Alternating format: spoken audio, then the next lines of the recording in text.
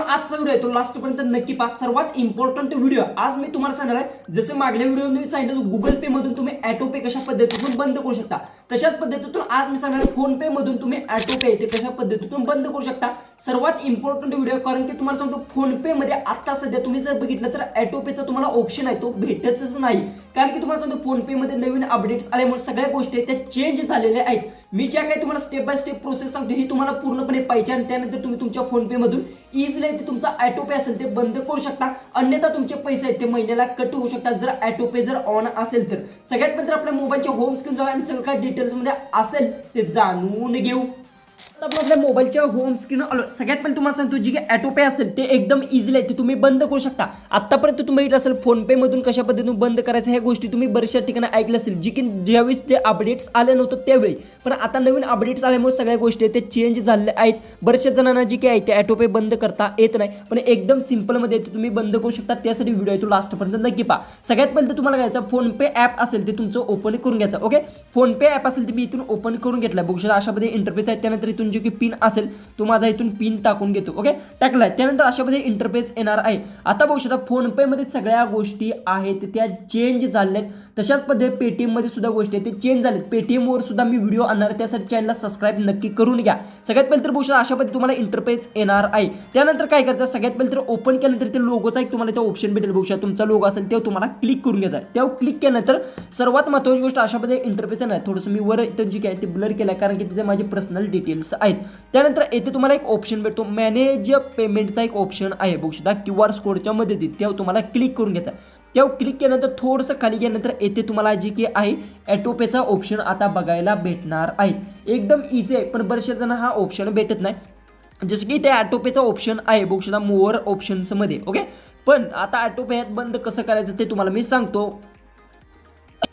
तर आता आपल्याला ऑटो पेचा जो काही ऑप्शन आहे तो तुम्हाला क्लिक करून घ्यायचा आणि त्यानंतर येथे बघू शकता जी काही आहेत मी ऑलरेडी रिमूव्ह केले सगळे ऑटो पे. तुम्हाला इथे दिसत असेल एवढे माझ्या ह्याला ऑटो पे होते. सगळ्यात पहिले तुम्हाला सांगा ऑटो पे म्हणजे काय ही गोष्ट तुम्हाला सांगतो.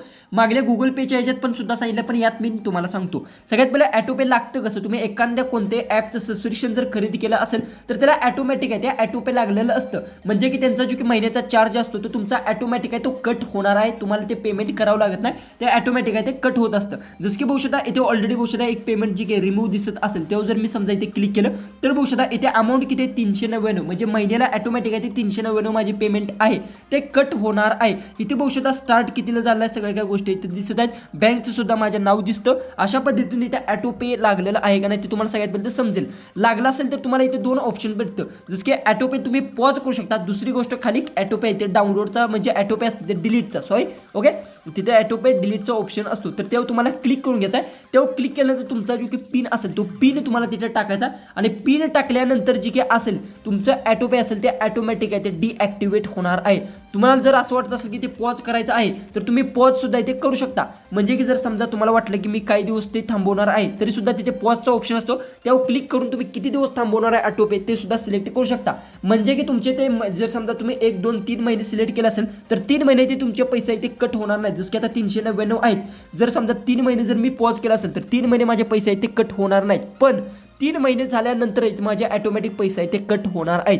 आणि जर तुम्हाला समजा असं जर काय डिलीट करायचं असेल म्हणजे जे ऑटो पे आहे ते पूर्णपणे डिलीट करायचं असेल तर डायरेक्ट तुम्ही खाली तुम्हाला तिथे डिलीट ऑटो पेचा ऑप्शन भेटतो. आता ऑलरेडी मी डिलीट केलेला आहे. ओके, जसं की इथे खाली तुम्हाला भेटून जाईल तेव्हा क्लिक करायचं. त्यानंतर तुमचा जो की पिन असतो आपण कोणाला पैसे ट्रान्सफर करताना UPI पिन असतो तो पिन टाकायचा आणि त्यानंतर तुमचा ऑटो पे तो डिलीट होणार आहे. एकदम इझिली आहे. फक्त जो की ऑटो पेचा बऱ्याचशा जण ऑप्शन भेटत नव्हता तर अशा पद्धतीने तुम्हाला ऑप्शन आहे तो भेटणार आहे.